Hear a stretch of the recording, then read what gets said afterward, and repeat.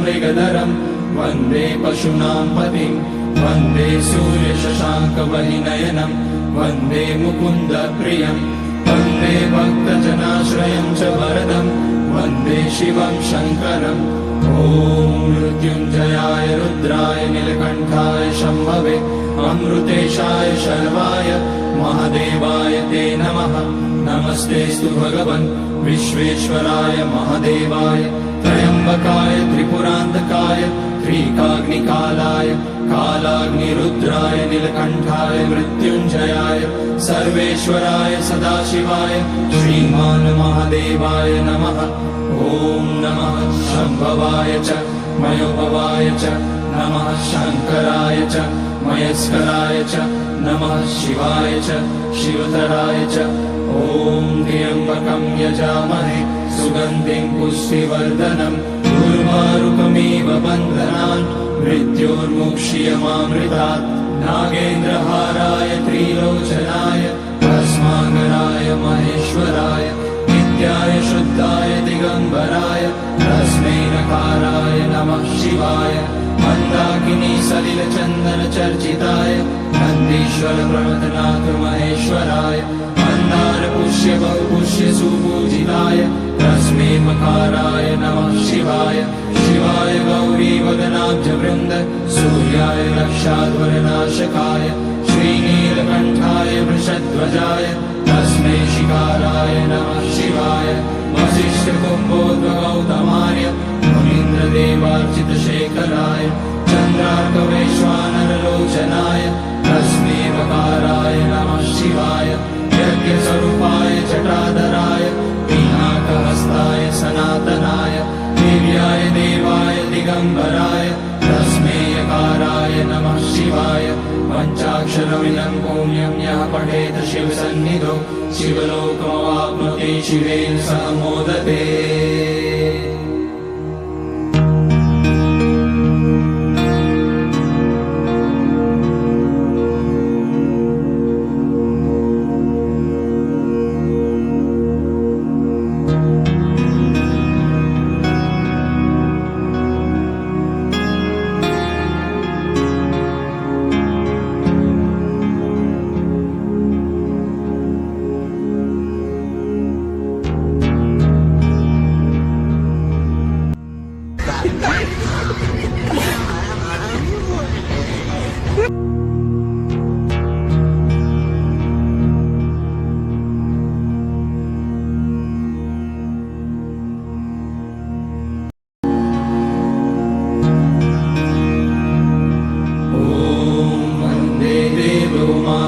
सुरगुरुं वन्दे जगत्कारणं वन्दे पन्नगभूषणं मृगधरं वन्दे पशूनां पतिं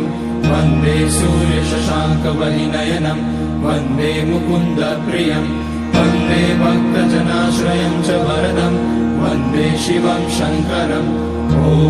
मृत्युञ्जयाय रुद्राय नीलकण्ठाय शम्भवे अमृतेशाय शर्वाय महादेवाय ते नमः।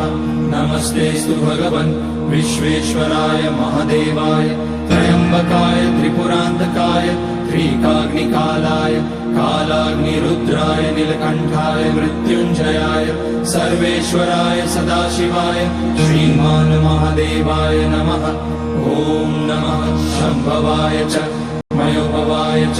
नमः शङ्कराय च मयस्कराय च नमः शिवाय च शिवतराय च ॐ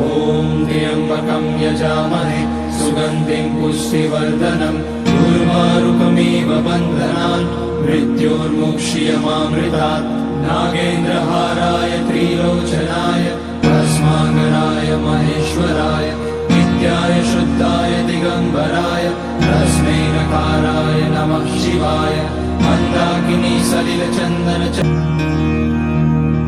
ॐ वन्दे देवोमापतिं सुरगुरुं वन्दे जगत्कारणं वन्दे पन्नगभूषणं मृगधरं वन्दे पशूनां पतिं वन्दे सूर्यशशाङ्कवहिनयनं वन्दे मुकुन्दप्रियं वन्दे भक्तजनाश्रयं च वरदं वन्दे शिवं शङ्करम् ॐ मृत्युञ्जयाय रुद्राय नीलकण्ठाय शम्भवे अमृतेशाय शर्वाय महादेवाय ते नमः नमस्तेऽस्तु भगवन् विश्वेश्वराय महादेवाय त्र्यम्बकाय त्रिपुरान्तकाय त्रिकाग्निकालाय कालाग्निरुद्राय नीलकण्ठाय मृत्युञ्जयाय सर्वेश्वराय सदाशिवाय श्रीमान् महादेवाय नमः ॐ नमः शम्भवाय च मयोभवाय